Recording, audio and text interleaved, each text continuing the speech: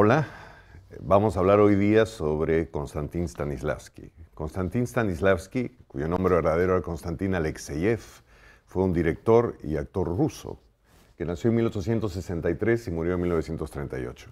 Sigue siendo el pilar de la formación actoral contemporánea, porque fue el primer actor y director que sistematizó lo que él llamaba, valga la redundancia, un sistema para el actor, para que pudiera crear no basado solamente en la inspiración del momento. Nosotros seguimos trabajando sobre Stanislavski. Los que vinieron después, Bertolt Brecht, Lee Strasberg, el mismo Jerzy Grotowski, consideran a Stanislavski como el padre de la formación actoral contemporánea. ¿Por qué? ¿Y qué es lo más importante? Porque a partir del sistema de Stanislavski, un actor puede acercarse a un trabajo tan complejo como es el trabajo de creación de un personaje, que depende tanto del inconsciente, de una manera, como llamaba el mismo Stanislavski, consciente. Es decir, hay un sistema que motiva la inspiración, que canaliza la inspiración y la ayuda a concretarse. Uno de los conceptos centrales de Stanislavski es el concepto de acción. La palabra acción ya aparece en la poética de Aristóteles. Aristóteles dice que la tragedia es la imitación de una acción. Es decir, que toda obra de teatro representa una acción. Este concepto fundamental, que nos dice que detrás de todo lo que sucede hay un rumbo, es aplicado por Stanislavski al trabajo del actor. Para Stanislavski, la acción sería el motor del comportamiento del personaje. Aquello que lo motiva, lo lleva a hacer las cosas que hace en escena. Esto es muy importante para entender el gran aporte de Stanislavski. ¿Qué pasaba en el teatro clásico?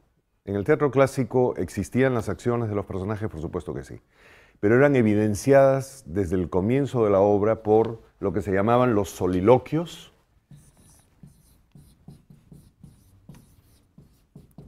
y los apartes. Es decir, los personajes del teatro clásico se salían de la obra y le hablaban al público todo el tiempo y le decían lo que iban a hacer. Una de las convenciones del teatro clásico es que cada vez que un personaje tiene un soliloquio, es decir, está solo con el público, no se llama monólogo, monólogo vino después, está diciendo la verdad. Entonces, por ejemplo, si ustedes toman uno de los textos clásicos de Shakespeare, que es Ricardo III, al comienzo de la obra, en un larguísimo monólogo que no voy a leer todo porque es muy largo, el personaje dice: «Vaya yo en estos tiempos afeminados de paz muelle, no hallo delicia en qué pasar el tiempo a no ser espiar mi sombra al sol y hago glosa sobre mi propia deformidad. Y así, ya que no pueda mostrarme como un amante para entretener estos bellos días de galantería, he determinado portarme como un villano y odiar los frívolos placeres de estos tiempos. He urdido complots, inducciones peligrosas, valido de absurdas profecías, libelos y sueños para crear un odio mortal entre mi hermano Clarence y el monarca». O sea, a partir de ese primer monólogo ya sabemos qué es lo que motiva a Ricardo III durante toda la obra, ¿no? Y cada vez que Shakespeare considera necesario afianzar eso, el personaje le habla al público. Entonces digamos que no es que el personaje esté servido en un texto clásico, pero es mucho más fácil seguirlo. En 1896, cuando Konstantin Stanislavski funda el Teatro de Arte de Moscú, que es uno de los teatros importantes de la historia del teatro contemporáneo, lo funda con Vladimir Nemirovich Danchenko, que era un director y crítico, Vladimir Nemirovich Danchenko, que era un crítico y profesor y director de teatro que apostaba por un repertorio contemporáneo. Y entre los textos que se escogieron para la primera temporada, Danchenko sugirió un texto de un joven autor que se llamaba Anton Chekhov. Anton Chekhov había empezado como cuentista y había escrito una serie de pequeñas obras en un acto, cómicas básicamente, hasta que en 1896 escribió una obra fundamental que se llama La Gaviota. Podríamos decir, sin temor a exagerar, que La Gaviota es el comienzo del teatro contemporáneo. La Gaviota es un texto difícil, porque, como vamos a ver ahora, es un texto enigmático desde muchos puntos de vista. Entonces, uno de los problemas que enfrentó Stanislavski cuando leyó el texto fue justamente ese. La obra empieza con un diálogo muy particular.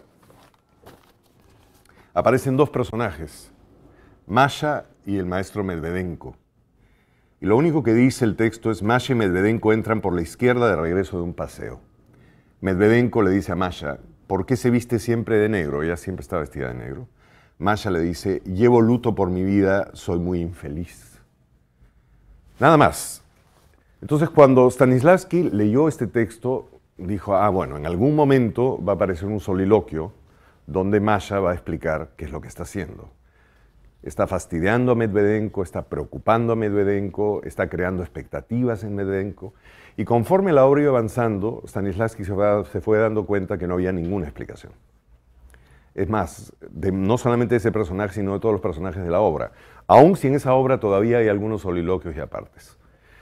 Entonces Stanislavski se dio cuenta que estaba entrando a un mundo completamente diferente. Un mundo donde las motivaciones, los motores del comportamiento no estaban totalmente claros. Si uno hace Ricardo III y sigue el texto tal como está escrito, de alguna manera, a pesar de que los actores no sean maravillosos, se entiende la historia y funciona, porque las motivaciones son muy claras. A partir de la gaviota, el problema empieza a ser qué es lo que hay detrás de las palabras. Y esto es muy importante porque yo siento que el que inició esta preocupación en Stanislavski por el tema de la acción fue Chekhov. Probablemente, si Chekhov no hubiera escrito La Gaviota, Stanislavski, no sé, probablemente hubiera llegado al mismo tipo de interpretación, pero no tan rápido, ¿no? Este nuevo material presentaba una dificultad muy grande, que es que el comportamiento de los personajes no era evidente. Entonces, si el comportamiento de los personajes no es evidente, el trabajo del actor ahora consiste en decidir cuál es la acción, ¿no? Digamos, la acción de Ricardo III es muy clara, la acción de Masha no. Entonces la manera como Masha interpreta, la actriz que interpreta a Masha interpreta esa acción y le da un sentido a esa acción, hace que la acción funcione de una o de otra manera. Entonces el concepto de acción se va a volver fundamental en el trabajo de Stanislavski. Una de las primeras cosas que uno tiene que hacer como actor para Stanislavski es decidir qué es lo que hay detrás de las palabras. Creo que es importante recalcar que esto sucede en un momento en la historia donde, digamos, la civilización europea, estamos llegando a fines del siglo XIX, comienzos del siglo XX, pierde la fe en la retórica. Quizás lo que diferencia más a los personajes de Shakespeare o del teatro clásico a los personajes de Chekhov es que para los personajes del teatro clásico la retórica y la palabra es algo contundente, ¿no? La idea del doble discurso, por ejemplo, no está tan presente y cuando lo está es evidenciado por los personajes.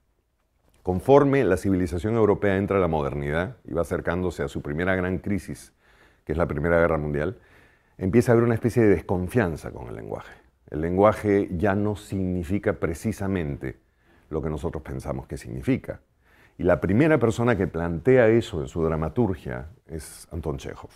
Entonces en La Gaviota asistimos a este primer momento donde a mí me gusta usar la imagen de agujeros negros, ¿no? De repente una historia aparentemente convencional se llena de agujeros negros que los actores tienen que desarrollar. Esto, por supuesto, va a seguir a lo largo del siglo, llegando a un extremo importante como, por ejemplo, más tarde, el dramaturgo inglés y ganador del premio Nobel hace como 2 años, que es Harold Pinter. Harold Pinter escribe desde los años 50 aproximadamente hasta comienzos del siglo XXI, escribe textos donde no solamente no se sabe cuál es claramente la acción del personaje, sino no se sabe ni siquiera los detalles de lo que sucedió o no. Entonces nos enfrentamos a obras como La fiesta de cumpleaños, que se hizo hace poco en el Teatro La Plaza, donde el comportamiento de los personajes no tiene ninguna motivación clara. Entonces uno sabe cuando hace esos textos que lo que tiene que hacer es volver al planteamiento de Stanislavski y trabajar con la idea de la acción. ¿Qué significa la acción? La acción significa decidir qué es lo que está detrás de las palabras, qué es lo que mueve las palabras, qué es lo que hace que el personaje diga esos textos y cómo los diga. Y eso es un aporte fundamental. Si uno no tiene acción, uno no puede hacer un personaje, mucho más en una dramaturgia como la contemporánea, donde ese es uno de los motores fundamentales. Entonces podríamos decir entre tantas otras cosas, que el más grande aporte de Stanislavski al trabajo del actor es esta decisión sobre la acción, ¿no? Porque la pregunta que se hacía Stanislavski cuando se enfrentó a la gaviota es: ¿qué actúa el actor? ¿Actúa las palabras o actúa lo que está detrás de las palabras? Ambas cosas. Pero evidentemente, si recordamos el texto de Shakespeare, ahí las palabras nos van guiando. En el caso de Chekhov, no. En el caso de Chekhov uno tiene que decidir. Y es así que Stanislavski desarrolla la idea de la partitura. La pregunta que se hacía Stanislavski es: ¿qué cosa actúa un actor? Y obviamente, si actúa, la acción es lo que está detrás de las palabras. Entonces Stanislavski plantea la idea de la partitura. ¿Qué es la partitura? La partitura es la división que un actor hace, junto al director, de una escena, planteando claramente por unidades cuáles son sus acciones, qué está detrás de las palabras. Entonces lo que el actor actúa es la partitura, no las palabras, ¿no? Lo que está detrás. Y esto es muy, muy importante porque implica la posibilidad de poder repetir. Una de las grandes preocupaciones que tenía Stanislavski, y creo que una de las grandes preocupaciones que tenemos todos los actores, es el tema de la repetición, ¿no? Porque se habla siempre del trabajo teatral como un trabajo creativo, fascinante, de construcción, pero no se toca a veces el aspecto más difícil de este trabajo, que es el tema de la repetición. Uno tiene que hacer 5 veces la misma obra a la semana, uno tiene que repetir la misma toma. Entonces, ¿qué hace? Para que eso se pueda hacer, lo que uno tiene que tener una partitura, es una partitura. La partitura no solamente es un elenco de las acciones, sino también de los objetivos.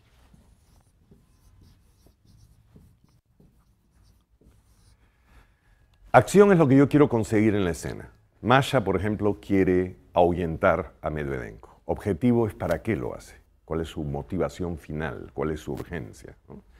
Si quiere botarlo para que no la vea más, la escena se va a hacer de alguna manera. Si quiere que se vaya por un momentito, la escena se va a hacer de otra manera. Entonces, en la partitura, lo que vamos anotando como actores es la acción y el objetivo de cada fragmento. De modo que lo que tenemos claro y memorizamos primero. Stanislavski tenía un ejercicio. Hacía que los actores hablaran en una lengua inventada durante un buen tiempo, hasta que las acciones estuvieran totalmente claras. Y solamente cuando las acciones estaban totalmente claras les permitía usar el texto. ¿Por qué? Porque así se aseguraba que no estábamos confiando, los actores no se estaban confiando solamente en las palabras, sino en lo que está detrás de la palabra. Entonces, todo el trabajo previo a los ensayos está en la identificación de este asunto tan importante. Porque claro, no podemos hablar de interpretación del texto en el teatro clásico porque las sociedades para las cuales el teatro clásico se creó tenían puntos de vista muy claros. Por ejemplo, Shakespeare puede criticar a un rey, pero va a defender siempre la idea de la monarquía. Cuando empieza a aparecer el teatro contemporáneo, la idea de la interpretación del texto cambia. Cada montaje de cada obra plantea una interpretación diferente. Entonces, es según esa interpretación que nosotros vamos creando la partitura. Es decir, nosotros decidimos cuál es el motor del comportamiento de los personajes en base a la línea o interpretación que le queremos dar a la obra.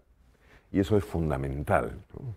Ahora, cuando nos acercamos a un clásico, justamente lo que buscamos es eso. Y muchas veces buscamos encontrar una partitura que no necesariamente vaya de acuerdo con lo que el texto clásico está planteando. Entonces, esto ayuda a un actor a tener herramientas para poder trabajar. ¿Qué cosas se hacen en los ensayos? En los ensayos se trabaja la partitura, ¿no? Se va como elaborando la partitura. La partitura también plantea el hecho que empieza básicamente con Chekhov, pero que ya venía de una vanguardia anterior, que es el simbolismo. El simbolismo es una vanguardia que aparece en Europa a fines, más o menos al mismo tiempo que Chekhov, que plantea la idea de la doble realidad. Nosotros vivimos una vida externa, pero detrás hay una serie de cosas que no comprendemos, que no manejamos, que tienen que ver con el alma, que tienen que ver con los ciclos de la vida. Y el simbolismo plantea las pausas. La primera vez que aparecen pausas en el teatro contemporáneo es en los textos simbolistas. Antes no había pausas. Es más, en el teatro clásico el verso marcaba un ritmo que no se podía quebrar. Las pausas empiezan a indicar que hay momentos donde el lenguaje ya no sirve. La pausa nace de la crisis del lenguaje, ¿no?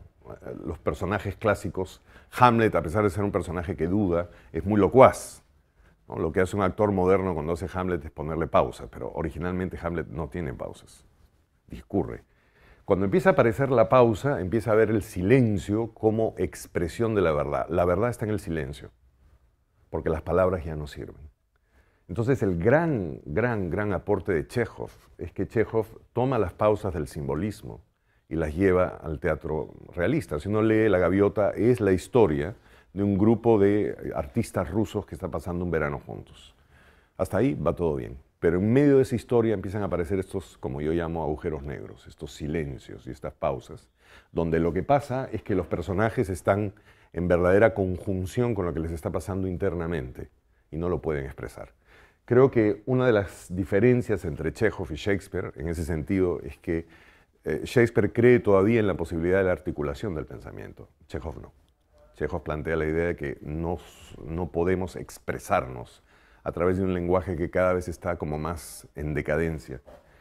Entonces, Stanislavski toma este inicio digamos, este inicio de La Gaviota como el inicio también de su experimentación y búsqueda hacia el arte del actor. El trabajo del actor, a partir de Stanislavski, se basa en la toma de decisiones. La toma de decisiones es fundamental. Digamos que cuando uno hace un texto clásico, el texto ya ha tomado algunas decisiones por uno.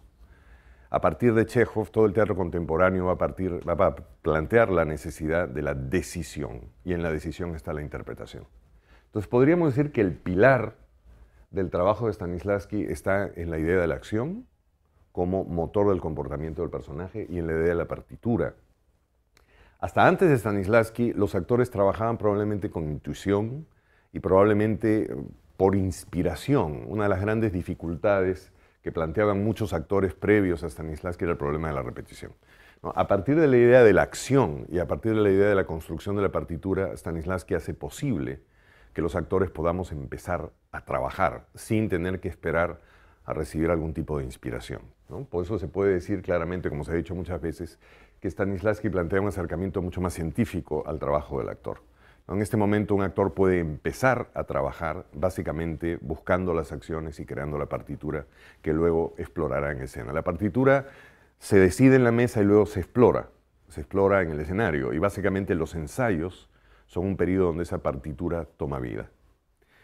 Creo que en ese sentido es importante recordar a Stanislavski. Podríamos hablar sobre muchas otras cosas, como la actuación orgánica, podríamos hablar sobre la memoria emotiva, y son todos temas fundamentales, pero creo que hoy podríamos decir con toda seguridad que el aporte más importante al trabajo del actor es este de la partitura.